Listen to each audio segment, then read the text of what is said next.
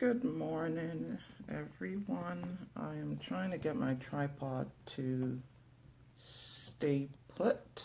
So bear with me for a few minutes, a couple more seconds. Okay, I think we're good. I think the weight of the camera is tilting it to one side. Okay, welcome everyone. Good morning. Today is Saturday the 29th. Hope you are doing well. I am Gloria Adeyeye at T42andacrowd.com, where I blog about motivation. I blog about a little bit about religion, spirituality, education, family, saving money, and welcome this morning. So today I am talking about creating space for your children to be able to do their homework and to be able to function better when school starts. So this is still all part of the preparing for school before it starts. I have shared a couple of tips. I believe we're on tip 10 so far, and all those tips are not things that I came up with by myself. There are probably a couple I did, but most of them are from discussions with people that are teachers or are education professionals and have been excited to pass on the word and the information that will make our children successful in school in the coming school year and in general just for the rest of their lives. So that's what 3-2 more before school starts is all about. Today, one of the things I want to suggest about creating space for your children to do homework, prioritizing homework, is that most children have a desk and a table, a desk or a table and a chair in their room, which is a great study area. And then you also find out that that's probably where they're also using their phones.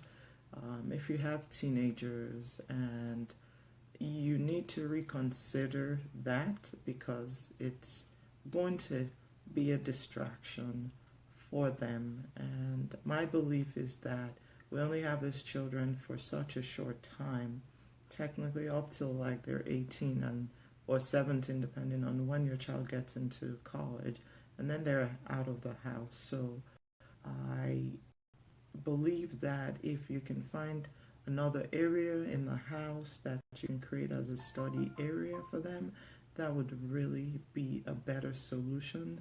And let their room be a place where they have books and they can read if they're about to go to bed, or a place where they can just chill and the pressure of the phone is not there. So this morning, to start this off well, I actually took the time to clear out the chairs and the table in my children's room, and I repositioned the furnitures in another area in the house. Most of the time, my kids don't even use their study area in their room, and they're always hanging out at my office in the house. And so it made sense to just create a space where I already have my office for them to share, and that way when I get back from work, when the school session starts, I can be working on my side hustle. They can be doing their homework. I can be monitoring them. So that's one reason to have them out of their room if currently their room is their study area. I will so right now I'm going to share some tips. At the end of this video, I'll share on my blog, of course, and on the Facebook page the how the room was before I put their chairs and tables out and reconfigured it for them and myself. And I also share the finished product. I believe I started around 5:40, 5:45, and I finished about 7:10. So it doesn't take that long. The pre-planning, of course, because this is my house. It was something I'd been, plotting on a piece of paper to figure out the best layout.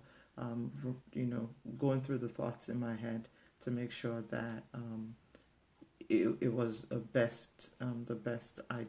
best idea that I ended up putting to place this morning. So pretty much about an hour. It depends on how fast you are and if you have a thing for like moving furnitures and interiors, which of course, because I do organization, that's my thing. So I'm going to share a couple of tips about the study environment of your children. So one thing about where their desk will be is that you need to try to strive to make sure that it's obstacle free, because even in the movie theater, if you go watch a movie, you'll find out that if someone has their phone out and the light glares at you, it's a distraction. So just take that same type of idea and place it where they'll study. You just want to make sure that their study area is free of as much distraction as it should be.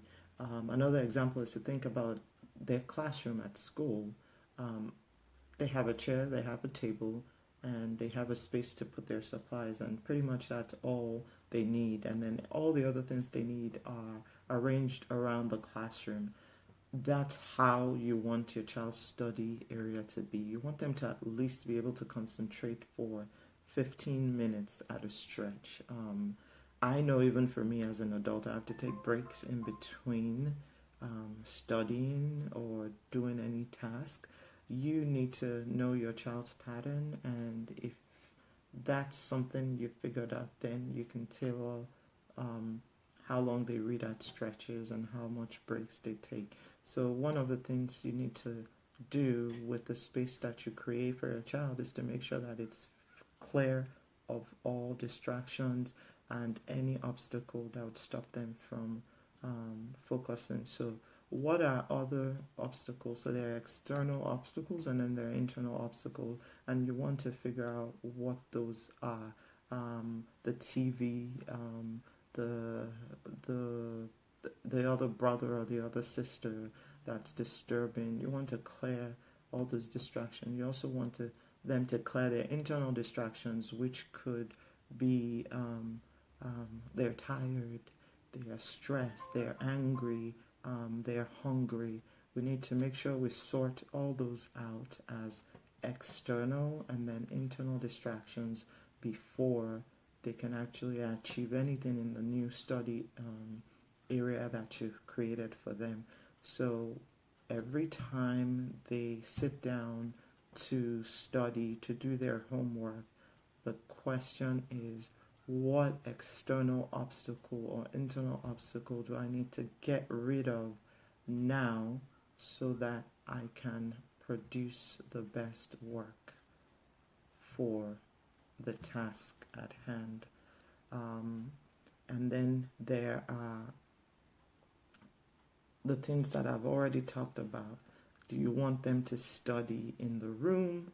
Do you want them to study in a study area that you've created at home? Or would you rather they study in the kitchen, the dining room? And the kitchen sounds funny, but some people have really humongous kitchens, and and some people have like really tiny kitchens. And you can decide, if you don't have a lot of space, how you want that area to be carved out And if the kitchen is also an option, then create a nook where they can study. Always remember that the desks that the children use in the schools aren't that big anyway, so let's think about that as we create the study areas that they need to achieve well in school. Um, and then, when is the best time for your child to study? Is it early in the morning or is it late at night? For teenagers, things change. So, any rules that you had when they were in elementary and maybe like early middle school changes when they get into high school. They stay up later, and as such, their homework time might be like around 11 p.m., 12 p.m., or 1 a.m. So just know that. But for other teenagers, it may not be the same. So it's not set in stone. Each child is different, but then there is also the norm for certain demographics, and at that time they are considered teenagers, and most teenagers do that. But your child might be a unique teenager and might still prefer to wake up early and study, or they may choose to do it like later in the night when the whole house is sleeping. Um, some children would do it after school once they get home.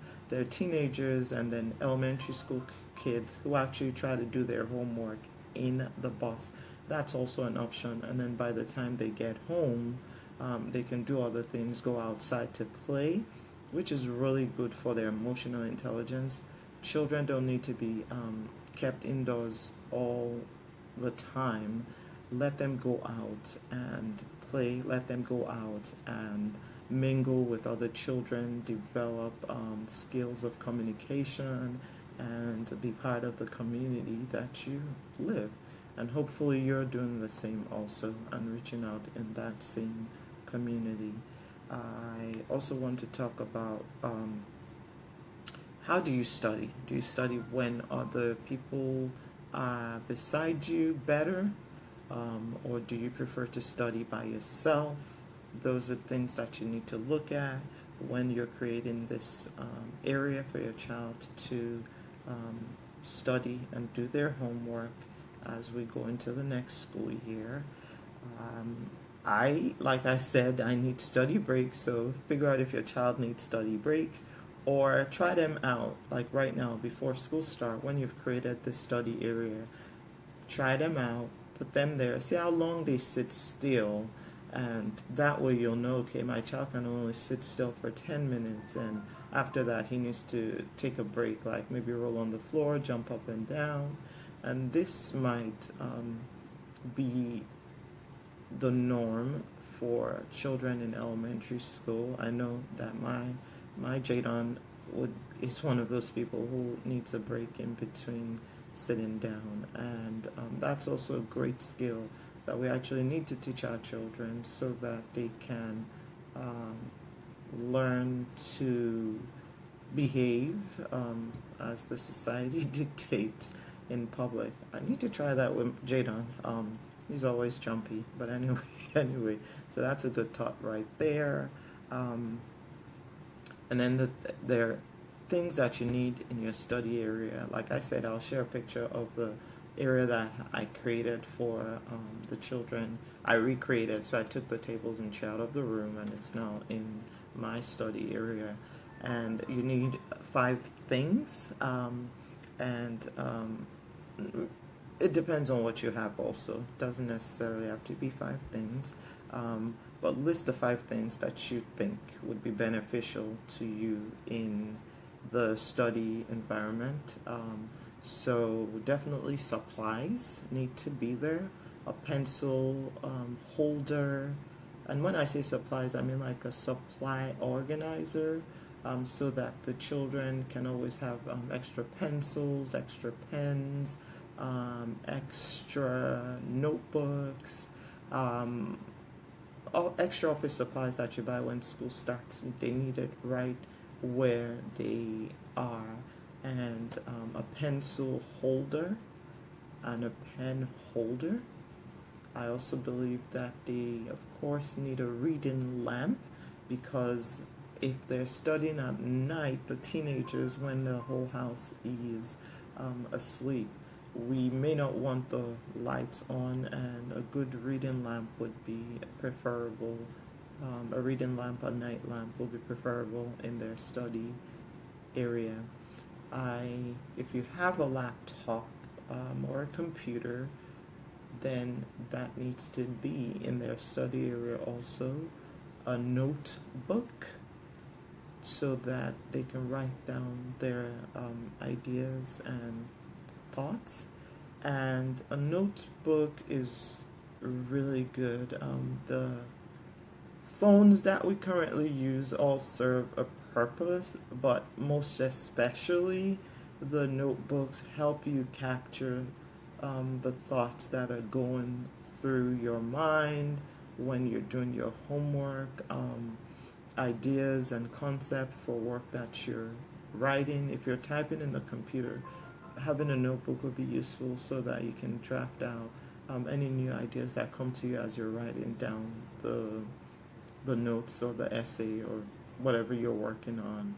So I think I have five. I think every child should have a world globe by their study area, but that's just me. So consider that as an option.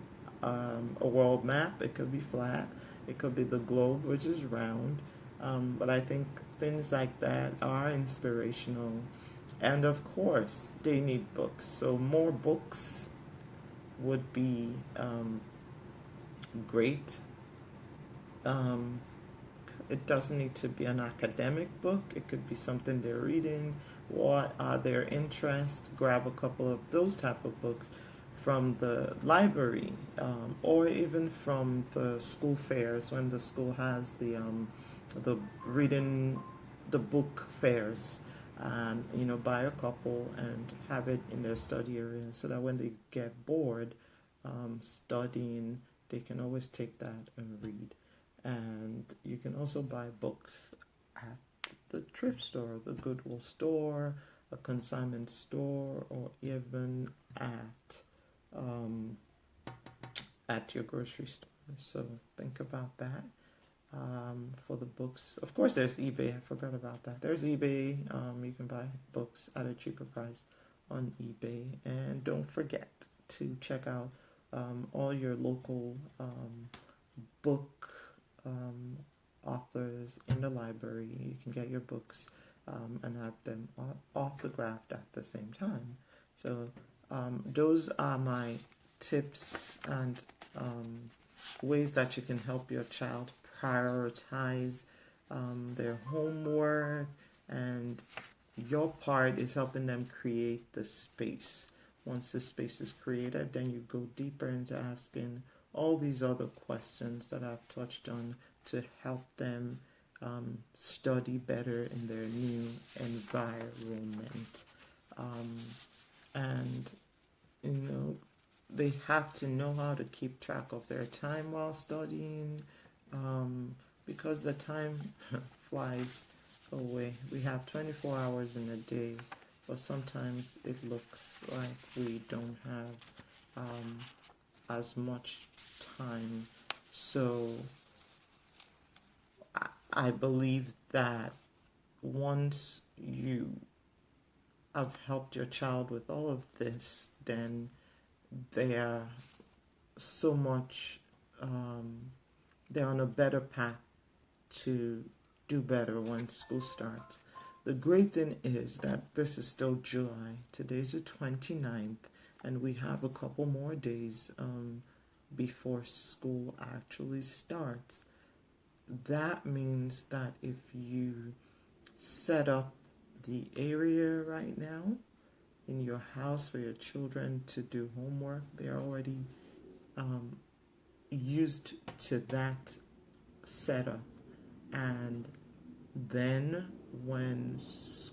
before school starts, they may actually start sitting there and doing work, reading a book, studying up, going on the internet and reading about what's going to happen at school, then they get familiar with the system that you've already created for them so that they can be more effective when school starts. The whole idea is to get their mindset to be used to having a study area so that when school starts, they can use it more effectively and they can win at school. There's so many other things I want to cover, like how kids can have better study skills, how they can set goals that would make them win. Maybe we'll do that maybe next week we'll do setting goals in their new area and talk about time management. So next week Saturday at 8:30 we'll talk about time management and setting goals now that you have your study area ready. So I will show the video of and the pictures of how the study area came to be in my house this morning. Like I said, it took about an hour and a few minutes. And if you need any information on how to set up your study area or how to figure out how to set it up, you can send me, you can DM me, and you can also send me pictures of the spaces that you're trying to convert, and I'll do my best to help you get the best out of what you're planning for your children. I believe that the 2018 school year is going to be an amazing school year, most especially because we're planning before school starts. So have a great Saturday. Thank you so much for watching this video. My name is Gloria Deyaye. You can find me at T for Two and a Crowd at gmail.com or at tfor2andacrowd.com online, and hashtag at T for Two and a Crowd on Instagram and on Facebook. So thank you so much. Have an amazing day.